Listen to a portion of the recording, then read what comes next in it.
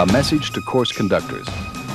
Strength training with weights has been produced by the Coaching Association of Canada for the National Coaching Certification Program Level 3 Theory course.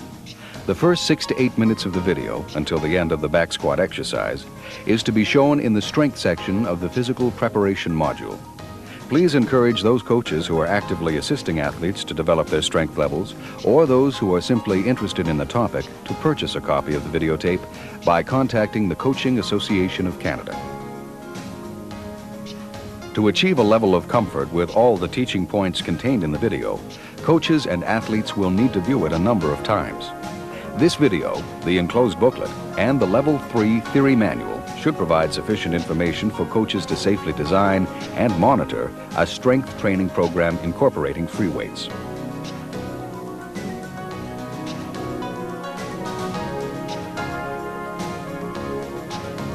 The Coaching Association of Canada advises that all individuals involved in a strength training program consult a physician to ensure there are no general health problems. Strictly follow all safety procedures, and consult a strength training expert if more information is required.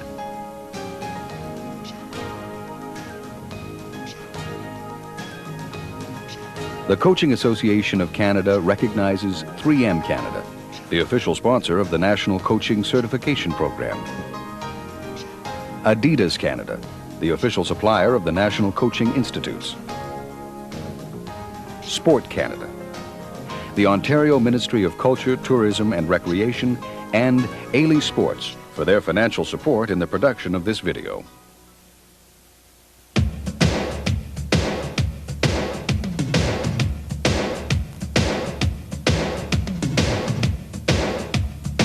Every coach knows that it's a long way from a youngster's initial dreams to the actual fulfillment of those dreams. Many years and countless repetitions are essential to mastering sports skills and achieving one's capabilities. Along with discipline, mental toughness, and the spirit to compete, every athlete must possess certain physical characteristics. A key physical performance factor, which has been recognized by coaches over the years as being fundamental to athletic performance, is strength. This strength training video is a unique teaching tool designed for coaches to use with their athletes who are interested in and physically ready to train using free weights. It focuses on 9 basic exercises and is ideal for both male and female athletes interested in enhancing their total body strength program. This video is designed to be viewed by both coaches and their athletes over and over until the various key teaching points and skills have been learned. Variations of the various exercises have been provided in an easy-to-follow manner. This will allow athletes to begin a program which is appropriate to their level of maturation and strength, thereby reducing the likelihood of injury. Whether the athlete is just starting out using free weights or is an experienced weightlifter, this video will help build a solid foundation which is needed for more advanced training using specialized equipment and exercises.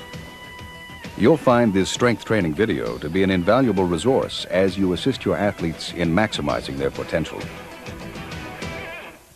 The exercises we'll be looking at in the video are back squats, hamstring curls, lat pull-downs, seated cable rowing, bench press, seated military press, lying triceps extensions, bicep curls, and wrist curls. We will also demonstrate proper warm-up and safety considerations for strength training. Each exercise will be divided into sections, starting with technique, showing the overall look of the exercise, starting position, body alignment, and line of execution.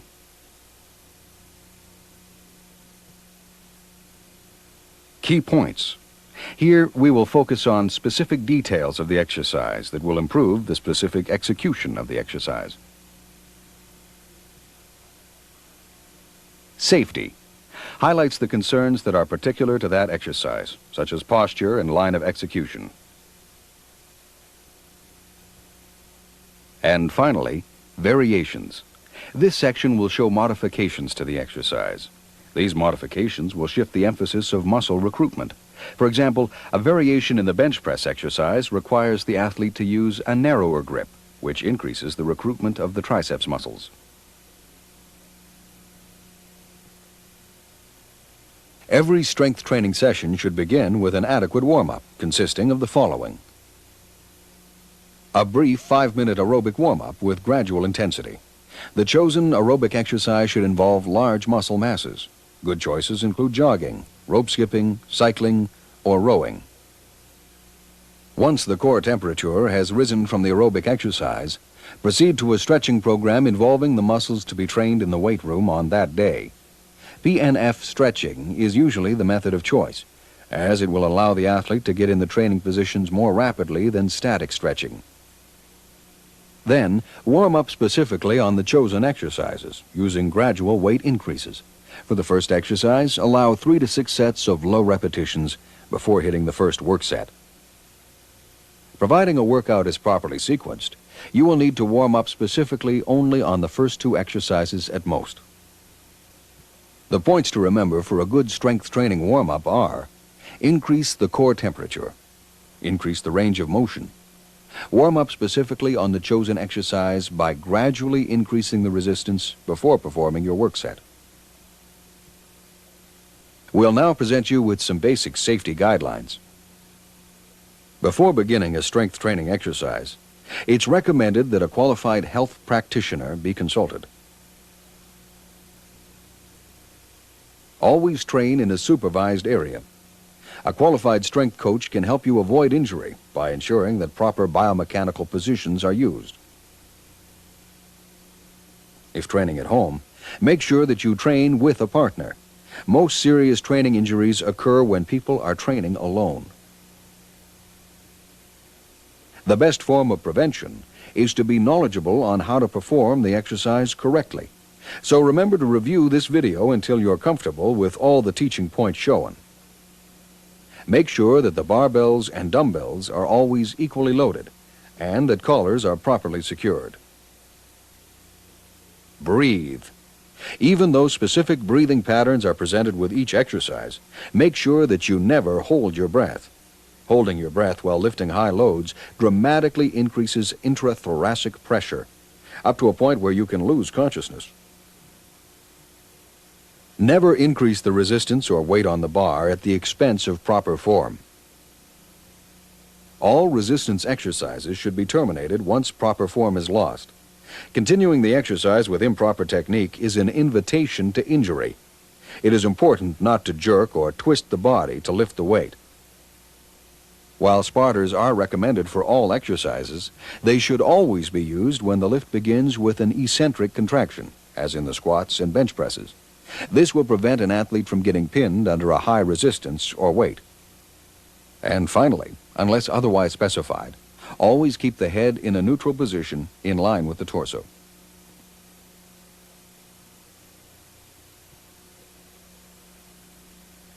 Our first exercise will be the back squats. The muscles involved in the back squats are the quadriceps, hamstrings, gluteus maximus, erector spinae, and the abdominals. These muscles are used in virtually all ground-based sports, sports involving jumping, sprinting, throwing, and sports where powerful hip and knee extensions are needed will all benefit from this exercise. It is also critical for training the deceleration capabilities of the quadriceps, which is needed when athletes land jumps or rapidly change their direction. Technique. The starting position has the athlete stand facing the barbell placed on a squat rack. Using the fingers, a reference point is set up on the bar, with the knurling on the bar determining the width of the grip. Ducking under the bar, the thickest area of the trapezius is placed in contact with the bar. The hands should be held as close as possible to the outside of the shoulders. Elbows should be pushed forward so that they are aligned directly under the bar. The eyes should be focused on a point on the wall that is slightly higher than eye level in order to maintain proper neck and chin alignment. The feet should be shoulder-width apart, with the toes pointing slightly outward. The weight is lifted by straightening the legs. 1 or 2 steps are taken back in order to clear the racks. If the athlete's ankle flexibility is poor, a board may be placed under the heels to allow the proper hip alignment. For the descent, the hips are lowered, keeping the back as erect as possible. The body is lowered under control until the hamstrings come in contact with the calves.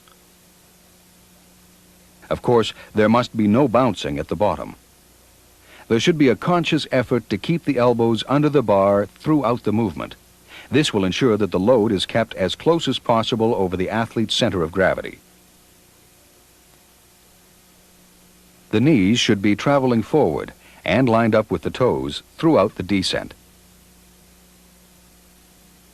The athlete should inhale during this phase. For the ascent, the torso should remain as perpendicular to the floor as possible, particularly at the sticking point. The athlete exhales throughout the movement. Key points.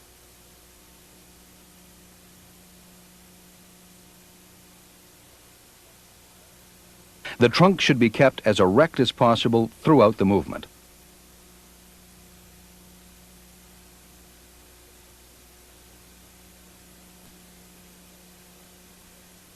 It is important not to lean forward during the movement, for this may result in increased loading on the lower back.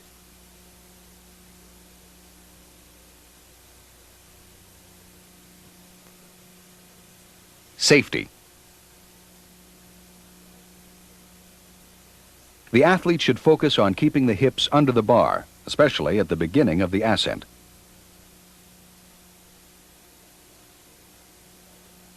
The athlete should face the rack instead of backing into it.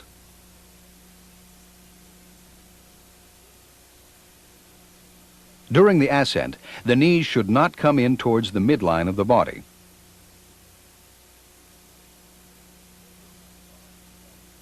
Be careful not to bounce in the bottom position. Do not pre-fatigue the lower back and abdominals before doing squats.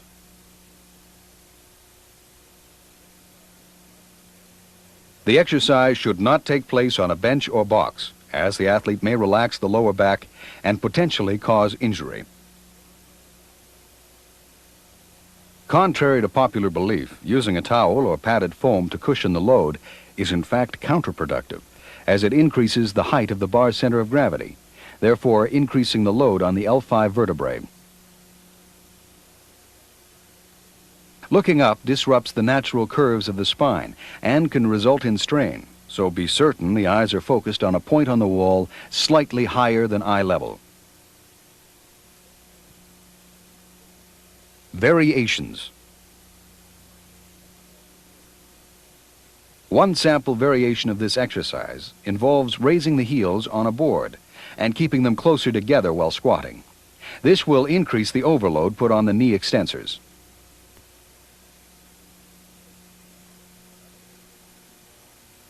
Another variation involves using wide hand spacing on the bar.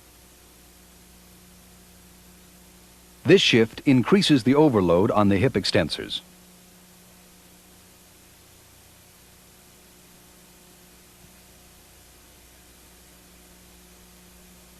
Hamstring curls.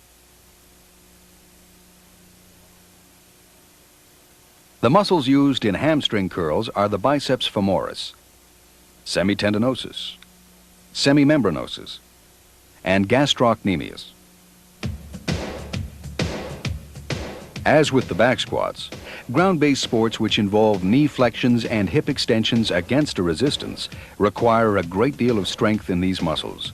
Hamstrings are one of the muscles most susceptible to injury due to muscular imbalance that exists relative to the quadriceps muscles. Therefore, both the hamstrings and quadriceps must receive a balanced training program. Technique. The starting position has the athlete lying face down with the legs extended and the lower calves hooked against the roller pads. The length of the resistance arm should be adjusted so that the roller pads are in line with the top of the heels. The roller pads must press against the lower portion of the calf and Achilles tendon, and the kneecaps are extended a few centimeters over the edge of the leg curl table to allow free movement of the knee joint. The hands should grip onto the handles provided, or the edge of a table, in order to stabilize the upper body during the exercise. The feet are pointed forward to minimize the action of the gastrocnemius muscle. During the ascent, only the lower leg should move, lifting the resistance arm in a semicircle by using the hamstrings. The resistance arm is lifted until the top of the roller pads comes in contact with the buttocks. The athlete inhales as the resistance is lifted. During the descent, the lower legs are slowly lowered until the hamstrings are fully stretched to maximize eccentric contraction. The athlete breathes out as the resistance arm is lowered.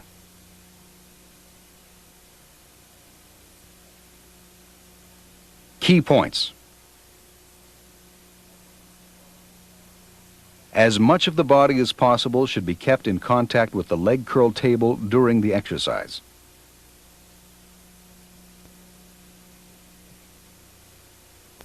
Safety. Use leg curl benches with a V-bench or a seated option. These are better designs which not only assist in keeping the lower back flat, but also provide more hip flexion. This proper body position assists in recruitment of the hamstrings. There must be no jerking of the weight and no unnecessary body movement. Arching the lower back during leg curls compresses the joints and discs, as well as straining the muscles, fascia, and tendons in the lower back. Variations. One variation of this exercise involves drawing the toes towards the shins to include the gastrocnemius to a greater degree.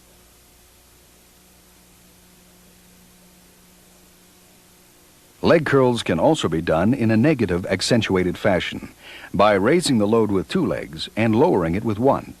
In this case, use approximately 60% of the load used with two legs.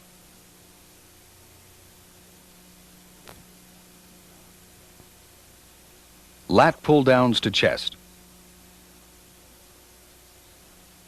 The muscles used in lat pull-downs to chest are the sternal portion of the pectoralis major, latissimus dorsi, teres major, posterior deltoids, and the elbow flexors. A wide variety of sports require strength in these muscles, particularly the sports that require powerful upper body pulling actions. Technique.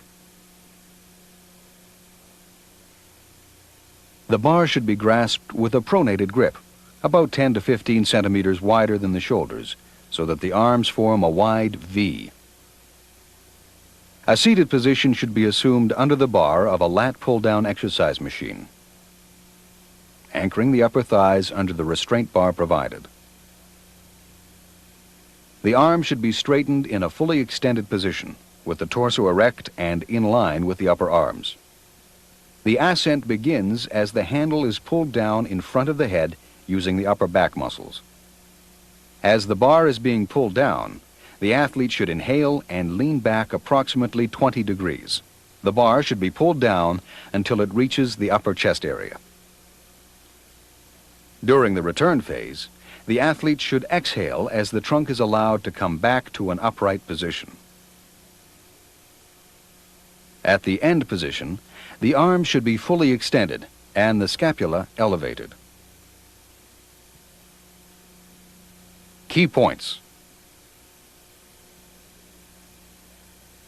The pulling and leaning back actions must be done together, and the range of motion must be complete in order to bring the upper arms to a fully extended position on every repetition. Elbows must be drawn down and back, and the line of pull must be consistent. The bar must come in contact with the same spot on the upper chest on every repetition. The athlete must be able to control the weight at the fully pulled down position. If they cannot slow down the weight at will, the resistance is too high.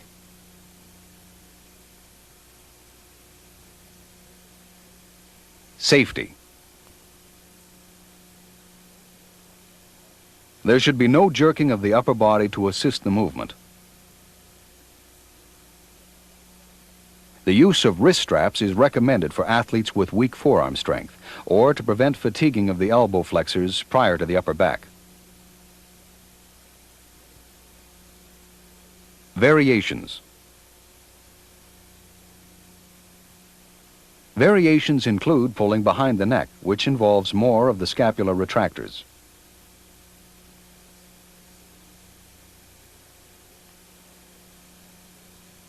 Also, the use of a shoulder-width supinated grip gives the biceps brachii an effective line of pull.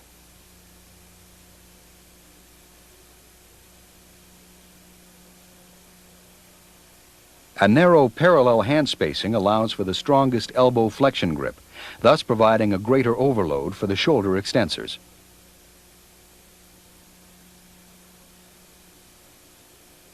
Another variation has the athlete lean back throughout the entire movement. This creates a greater overload on the scapular retractors and also recruits the lower back muscles in an isometric mode.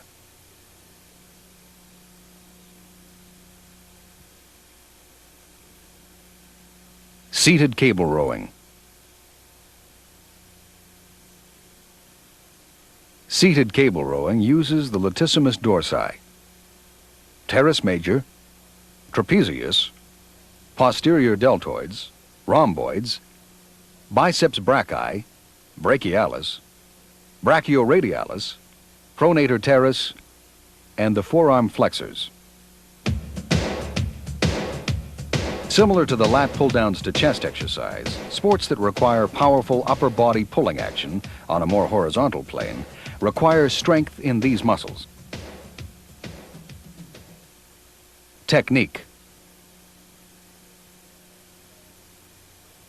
The exercise begins with holding the triangle handle with a semi-supinated grip.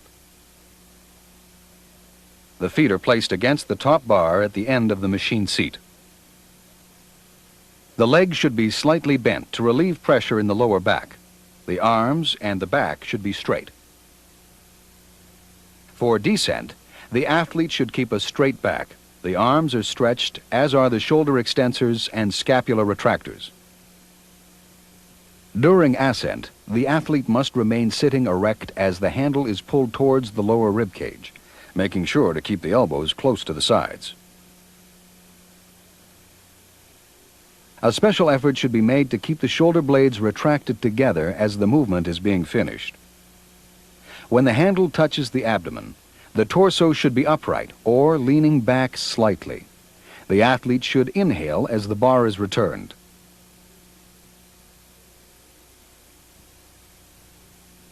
Key points. The shoulder extensors, upper arms, and scapular retractors must be stretched on every repetition in order to go through the full range of motion. The line of pull must be consistent. The handle must come in contact with the same spot on the waist on every repetition. Attention should be focused on stretching the upper back muscles at the bottom of the eccentric contraction. Safety. The back should be kept as flat as possible throughout the movement, and the action should be kept as fluid as possible, with no jerking to overcome inertia. The neck should be in line with the torso. Variations. Sport specificity can be attained by changing the type of handle. For example, a long straight handle would be more specific for rowing.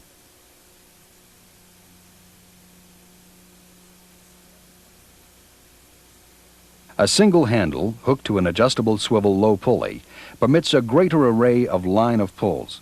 This is an example of a judoka arm action.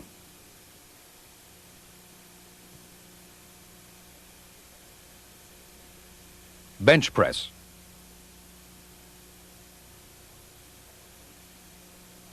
The muscles used in the bench press are the triceps, pectoralis major, anterior deltoid, serratus magnus, and the long head of the biceps.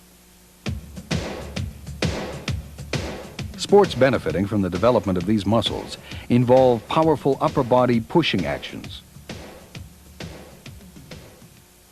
Technique. At the start position, the athlete is positioned so that the eyes are directly under the bar. The hand position should be shoulder width apart. The feet are placed so the heels are directly under the knees.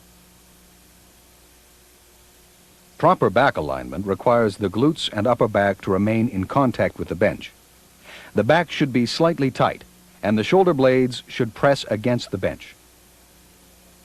Descent begins with the bar lowered in a semi-arc to mid-chest, making contact at approximately 4 centimeters above the nipples. The elbows should move forward and down at an angle of approximately 45 degrees to the torso. The wrists are kept in a neutral position throughout the movement. As the bar is lowered, the athlete breathes in. Ascent is initiated with the bar being pressed up in a smooth fashion. Pressure should be applied evenly by both arms. When the bar is over the athlete's face, the elbows should be moved back towards the head to a position under the bar at the sticking point. The bar is pressed out at arm's length, and the elbows stop short of lockout. Throughout the ascent, the athlete exhales. Key points. The hand spacing must be evenly distributed. The descent of the weight is controlled and at an even speed.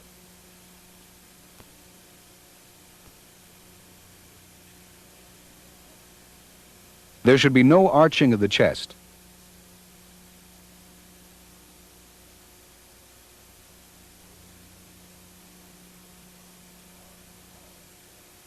Bouncing the bar on the chest can damage the sternum. The feet should remain still during the movement. The last repetition should have the same form as the first one, and the bar must make contact with the same spot on the chest. Safety. The weight must be lowered evenly, and when reaching concentric muscle failure, the spotter should assist the athlete to complete the repetition prior to racking the bar. The spotter's grip should be on the inside, and assistance should not be given until the repetition is stopped and the athlete indicates the need for assistance. The spotter should not block the view of the lift. Variations. One variation uses a wide grip when bringing the bar down to the neck to increase the overload on the pectoralis major.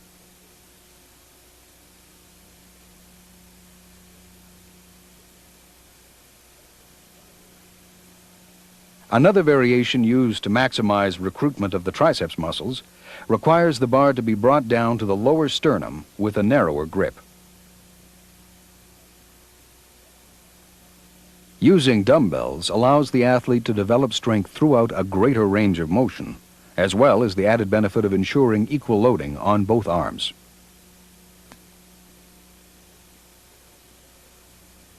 Rotating the dumbbells inward during the press is another variation, but rotation must take place at the shoulder joint and not at the elbow and wrist.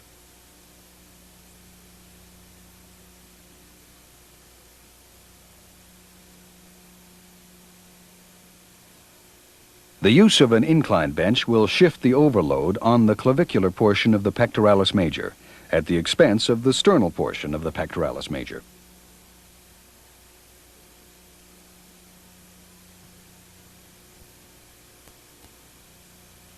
Seated military press. The muscles used in the seated military press are the triceps, clavicular pectoralis, trapezius, anterior deltoid, and the serratus magnus. Sports which require upper body pushing or extending movements will benefit from training these muscle groups. Technique. The proper setup has the athlete sitting on a bench with eyes straight ahead. This position ensures that the back will be straight and will minimize stress on the lower back. The feet are braced against the upright. The bar is placed on the clavicles with the elbows pointing down at a 45-degree angle to the torso. The spacing of the hands is 10 to 12 centimeters wider than the shoulders on both sides to allow a complete range of motion throughout the exercise. For the ascent, the bar is pressed overhead until the elbows stop just short of lockout. Pressure should be applied evenly with both arms. In the initial portion of the lift, the bar should stay close to the face. Throughout the ascent, the athlete exhales. For descent, the bar is lowered under control until it comes in contact with the clavicles. Throughout the lowering phase, the athlete inhales.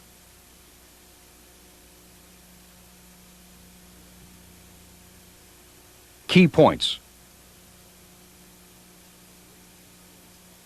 The grip should be spaced evenly on the bar, and the head should be up and the back straight. Leaning back is potentially harmful because of the greater stress put on the back.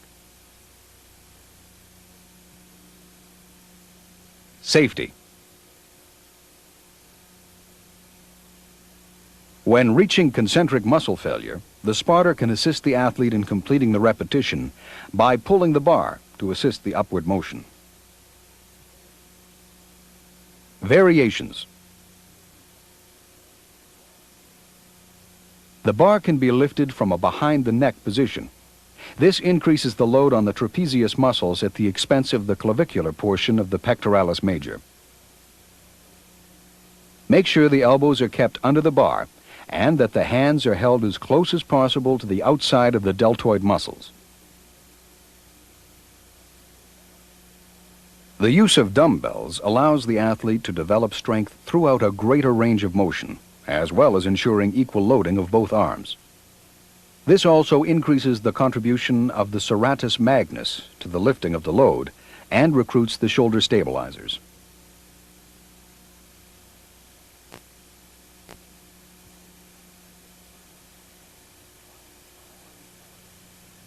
Lying triceps extensions. The muscles used in the lying triceps extensions are the triceps brachii and the anconeus. This exercise will benefit performance in sports which require the use of the upper body, and specifically, powerful elbow extensions. Technique. The starting position requires the athlete to lie supine on a flat bench. A spotter should assist by handing the bar over to the athlete's extended arms. The grip should be evenly spaced.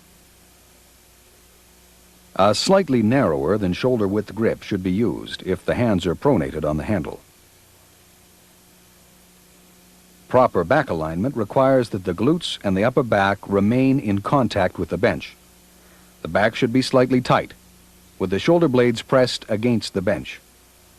The descent starts with the bar lowered in a semi-arc downward and towards the rear until it makes gentle contact with the top of the forehead. The upper arms must remain in a vertical position throughout the movement. As the bar is lowered, the athlete inhales. For ascent, the forearms are extended to an overhead position in a smooth fashion. Extension occurs evenly, with both arms and elbows extended just short of lockout to maintain tension on the triceps. Throughout the extension of the arms, the athlete exhales.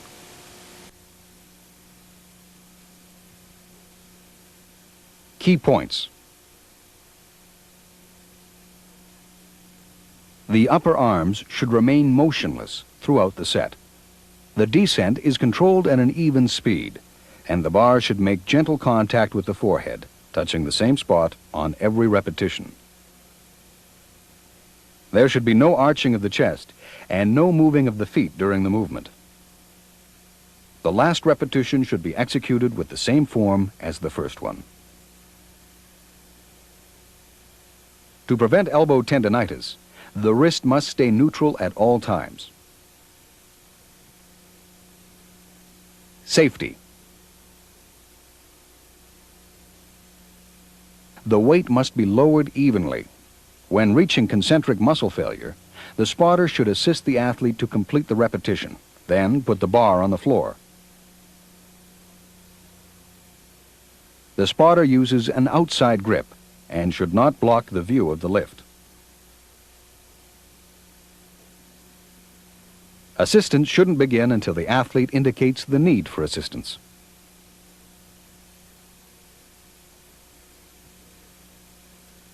Variations. One variation has the athlete lowering the bar to a position behind the head. This version also recruits the latissimus dorsi to extend the arms back.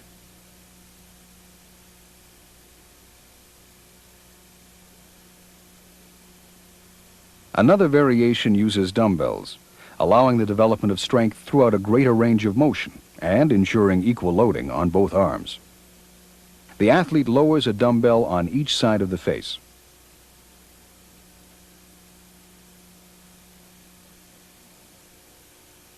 One more variation involves using an incline bench to shift where the overload occurs in the range of motion.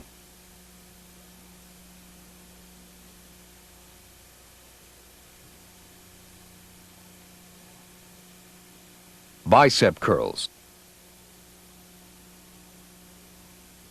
Bicep curls use the biceps brachii, brachialis, brachioradialis, pronator teres, and the forearm flexors. Many sports will benefit from training this important muscle group, especially those which require powerful elbow flexion against a resistance. Technique. The starting position has the hands held at shoulder width with a supinated grip. The stance should be erect, with the feet shoulder width apart, the knees slightly bent. For the ascent, the bar should be moved in a semicircle by using the elbow flexors without lateral movement of the upper arms. The wrists are kept neutral, and the humerus stays in line with the torso for at least the first 90 degrees of range of motion. The repetition is completed when the forearms come in contact with the biceps. At the initial portion of the lift, the athlete breathes in, but the breath can be held during the sticking point of the exercise. Exhalation should take place once the bar passes the sticking point. For the descent, the bar is lowered in a smooth fashion, keeping the upper arms perpendicular to the ground. The bar is lowered until the arms are fully extended. The return to the starting position should be slow to maximize the effort. There must not be any shrugging of the shoulder muscles to assist the movement. The ascent of the weight is done solely by using the elbow flexors. To accomplish this, the wrists must remain in a neutral position throughout the movement. Key points.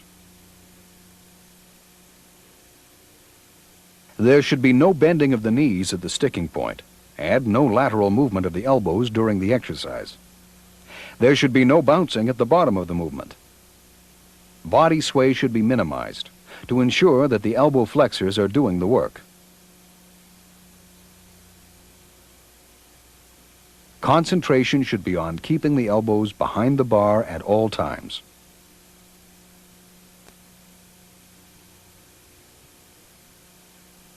Safety. The pelvis should not move forward to initiate the movement. This type of action will break inertia.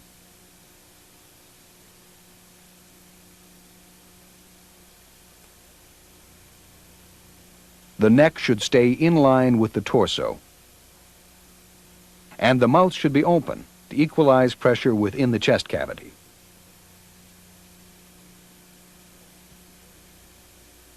Variations.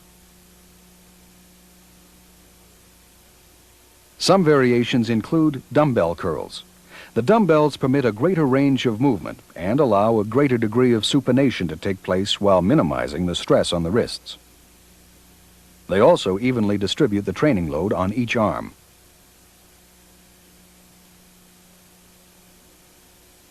One can minimize the use of the wrist flexors and maximize the involvement of the elbow flexors by keeping the wrists extended back during the curling motion.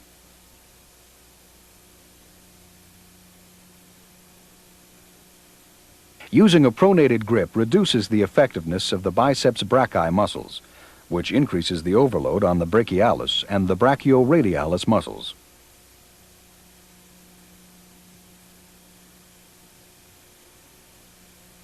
Wrist curls.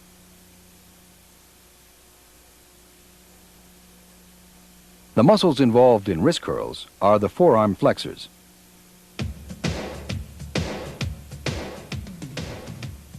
These muscles are used in sports where the athletes are required to use or throw an implement or object, and in activities where hand grip strength is critical for success. Technique. The proper setup requires the use of a supinated grip. The hands should be kept close together. The athlete should be seated at the end of a flat exercise bench. The feet are set at shoulder width. The forearm extensors are at rest on the bench so that the wrists and hands are hanging over the edge. The knees are locked in against the elbows to stabilize them. The athlete should lean slightly forward to press the forearms against the bench. The forearms should be allowed to be pre-stretched by the load of the barbell. For the ascent, the wrist flexors are used to curl the barbell upward in a semicircular arc as high as possible. As the bar is lifted, the athlete breathes in. For the descent, the bar is lowered until the forearm muscles are fully stretched. Throughout this phase, the athlete should exhale.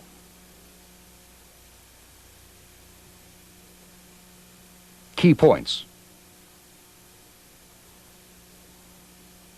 The forearms should not come off the bench. The movement should occur only at the wrist level. For the descent, the weight is lowered in a controlled manner and at an even speed.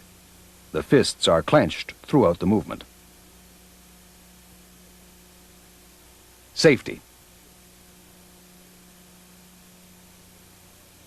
A tight grip should be kept on the bar at all times to lessen the possibility of tendinitis in the fingers. To ensure that the forearms do not slip during their movement, make certain they are not supported on the upper thighs, but on the bench. The forearms should always be trained last in a workout, so that fatigue of these muscle groups will not inhibit performance in exercises which require gripping. Variations. A palms-down grip recruits the wrist extensors. Using dumbbells will reduce the strain on the wrist joint. Dumbbells also provide overload throughout a greater range of motion.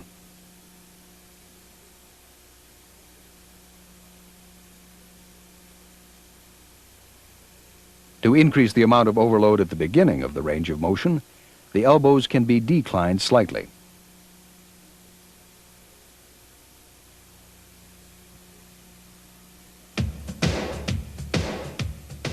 This concludes the instructional section of the video. Please review sections of the video that you or your athletes are not clear on before attempting any of the exercises. Also, remember to refer to the video's instructional booklet, which will provide you with important information on how to design a strength program and get your athletes started safely. By incorporating these strength training exercises into your athlete's training program, you will be building a solid foundation, which is critical if your athletes would like to move on to a more advanced strength training program.